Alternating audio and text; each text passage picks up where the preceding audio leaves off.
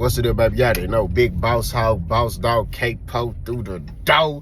Here to talk this boxer. Forget about soliloquy. Baby, tough times don't last. Good people do. Don't off yourself. Caught them in the fight line. Maybe you mad at peak game. 84's on West Swing. So, I got something that I want to discuss. These young fighters are not taking care of our sport. We're not taking care of boxing. Let's talk about it. When you look at the greats, you look at the Marvin Hagler, Sugar Ray Leonard, Roberto Duran's, you know what I mean, the Muhammad Ali's, all those greats from yesteryear, they took care of our sport, right? What you mean they took care of our sport? The greats fought each other, right? All the greats fought each other. You know what I mean? And it wasn't a lot of talking. You know what I mean? I don't know what it is about these young dudes. They talk a lot, bro. They do a lot of talking. And then this the thing. They don't back up nothing that they saying they gonna do. You know what I'm saying? Some of them do. Like Tank backs up what he say he gonna do. But, you know, it's a lot of emotions with him. You know what I'm saying? You got Shakur. A lot of talking. A lot of emotions. Don't back up nothing he say. He'll get in there and say, oh, I'm going to punish you. Don't run. I'm going to knock you out. And then he get in there. He the one that's running. You know what I'm saying? You like, bro, like, what did you, what? You said you was going to do X, Y, Z, and F. You know, you ain't doing X, Y, Z, and F. Like, what's going on? You know what I mean? Like, the only thing he do that I say that he come out on top with is he get his hand raised. You know what I'm saying? He'll come out on top with that. But all that talking and, yeah, bro, I'm going to knock you out and I'm going to sleep you and I'm going to body bag and toe tag you. And Nope. None of that. That boy get in there and start moonwalking, moon dancing. It's a lot of clout chaser, too. You know what I mean? Like, you'll see a dude, he'll start calling a dude out. You ever notice? When these dudes ain't got no fights, they ain't calling fighters out. The minute they in talks with somebody, they about to get a fight. When you hear somebody start talking, that's how you know they got to fight. You know what I'm saying? Like, they got to fight. So then they start talking like, yeah, I'll fight him. Yeah, you a B-word. You this, that, and the third. Okay, cool. Why don't you fight him next? Oh, well, I got to fight. But after my fight, I'll fight him. And then after his fight, nothing. You know what I mean? So it's just a lot of talking, a lot of pump faking, all that, you know? These young fighters talk too much, bro. You know what I mean? A lot of politics, all that, bro. You got it's just like, and I talk about this dude because he in this era, but he a throwback guy. I gotta talk about Earl. Earl is a type of fighter that's throwback. He don't care. He fighting whoever, whenever. He gonna fight him how he wanna fight him. You know what I mean? Earl is a stand-up dude, bro. And I gotta use him because he didn't elude, avoid nothing. He fought everybody. You know what I'm saying? Like, everybody. He was about to fight Pacquiao. If he didn't hurt it, he didn't get a detached retina. You know what I mean? He would have had a Pacquiao on his resume. Like, he fought everybody. He didn't care, bro. You know what I'm saying? His mindset was, I want to be the best. And that's the mentality you got to have when, you know, you want to be the best. Is you should believe in yourself to want to challenge yourself, right? You know what I mean? That's what I always question about Terrence Crawford. It's no offense. Terrence Crawford is a great fighter, but I always question, like, bro, why didn't you just go over there? Like, you're calling people out. You're doing that. But you're not getting the fights where you at. So go over there. You know what I'm saying? That'll really make these dudes look bad. If you go over there and you still don't get these fights, then that'll let you know right there. Okay, yeah, these dudes ducking me. You know what I'm saying? And it make them really look bad. You know what I'm saying? Like Keith Thurman. We just gonna keep it real. Keith Thurman, you know, when he was linked to Errol, Keith Thurman, you know, oh, nope, not today, not this week, not this month, not this second. And when it came to Errol, it was just like he He didn't want to fight him. He didn't want to give him opportunity. You know what I'm saying? Now he not thought about, and he forgot about, oh, I want to fight Errol. I want to fight Terrence Crawford. Nah, bro. You didn't give us opportunity. And I agree with that. Wholeheartedly.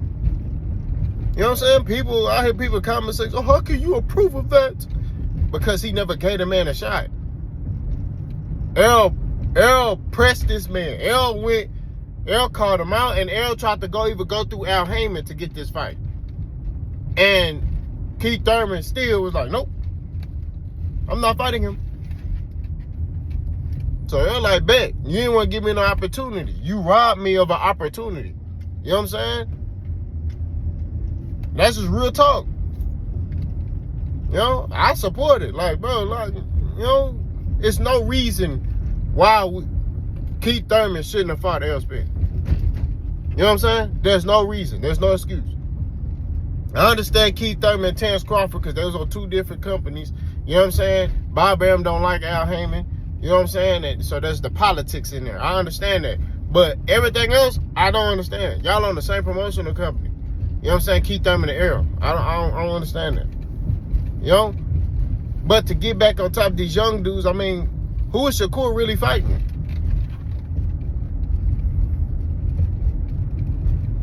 Who is Shakur fighting? You know what I'm saying? And I already know, oh, these dudes don't want to fight Shakur. Man, I'm not trying to hear none of that stuff. You go where they at. If I want to fight somebody, I'm going where you at. I don't care, bro. Like, if I'm mad and I want to fight you, I'm going to go where you're at. You know what I'm saying? And that don't mean I'm tough. That don't mean I'm gangster. It's business at the end of the day, right? It's a business decision. So if we want to fight, right, I'm going to go to, I'm on Top Rank. Hey, look, for this fight, look, I know I'm still signed with you, but I'm going to go over there because I need to get these fights. That's where the smoke is at. I need to get these fights. Once I get all these belts, I'm going to come back over here. That's how I would do it. You know what I'm saying? That's how I've been telling y'all Terrence Crawford should have did it. All the dang belts was at PBC. He should have went over there and got it. Shakur, dang near, you know. Now, a lot of belts at 135 is with Top Rank. I think Tank is the only one that got a belt with PBC at 135, right? But Tank is he's the cash cow, right? But even then, if I'm Tank, I'm like, look, Bob, we need to make these fights happen. You know what I'm saying? Like, look, give me Lomachenko. Let's work, bro. You know what I'm saying? Like, damn the politics. I'm trying to be great. You know what I'm saying? Like, that's just what it is. I'm trying to be great. You know?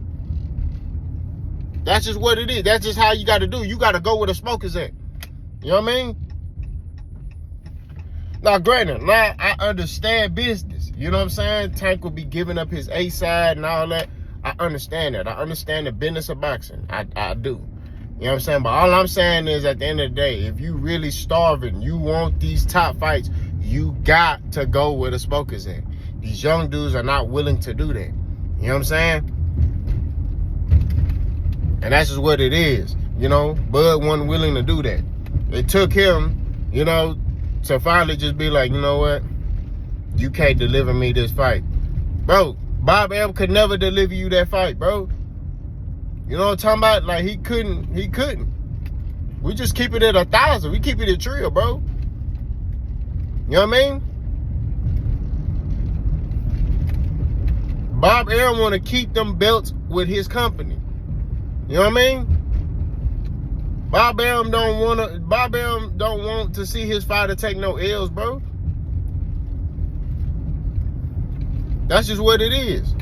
Unless he absolutely believes, like, man, that's why, like Lomachenko, that's why he was willing to make Lomachenko versus Tank. It's a big money fight, and you know what I'm saying? He gonna make some money off of it, but I 100% believe he believes that Lomachenko can beat Gervonta Tank Davis. That's just what it is. You know what I mean? That's just what it is. I 110,000% believe that he believes that Lomachenko can beat Gervonta Tank Davis. That's why he was willing to make that fight. You notice the energy, right? When he had Manny Pacquiao, Terrence Crawford, right? And they was on the same promotional company. He didn't make that fight. His reason was because he said, I didn't want to see Manny Pacquiao lose to Terrence Crawford. He didn't believe Manny Pacquiao could beat Terrence Crawford. I'm just saying. But to get back on topic, boxing is not in good hands because of how the promoters are moving and how these young fighters are moving. The old heads, you know what I mean? Even, like I say, Floyd, you look at Floyd's resume. You know, him having Arturo Gatti, Diego Corrales, and just going through decades of fighters. You know what I mean? Canelo, Cotto. You know what I mean? Like, bro. Like, these dudes kept boxing relevant because of them taking risks and them wanting to be great. Their desire, their passion to be great. I don't think out of these young fighters, nobody want to be great. I think everybody's content with who they are, and that's because there's so much money in boxing. A lot of these dudes looking at it like, man, I'm making millions. I don't, you know, I ain't got to fight, you know. You know what I mean? We just keep it 1,000. They all making $1 million or close to it. They making money, so they like, man, shit, nigga, I don't care about none of that shit, nigga. I don't care about being the best. You know what I'm saying? I'm making millions. You know what I mean? And that's why MMA is doing better than boxing. Now, there's more money in boxing, but in MMA, you see the best fighters fighting the best fighters in MMA. I'm just gonna keep it true. You gonna see the best fighting the best. You know what I mean? That's just what it is. You know what I mean? And then the fans are more loyal in MMA than in boxing. Because the best fighter can take a loss and they're not going to sit there and be like, oh, he's done, he needs to retire. No, they're going to be like, okay, man, we just thank you for putting yourself on the line like that. Like, it's not a situation to where it's like, oh, man, he lost. Like how they do Errol. Like how they do any fighter that lose. As soon as they take a loss, oh, he's done. He should retire. He sucks. You know what I'm saying? MMA is not like that, bro. A dude lose a fight, it's like, okay. It happens. We support you. It's crazy. Like, the dudes will lose and then come back and then, win a couple of more fights and then that's it. You know what I'm saying? Like, we got to keep that mug 1,000, bro. Like, boxing, it's the fans, too. It's a joke. There's a lot of fanboy behavior in boxing, too. You got dudes who are fan of fighters. They got the nigga poster on their wall in the bathroom, on the ceiling, with lotion and tissue by their bed. I don't know which I go to. Man, that mainly be the Bud Buddies. The Bud Buddies be doing that. Bud Buddies be in the bathroom with Terrence Crawford poster in the wall. You know what I'm saying?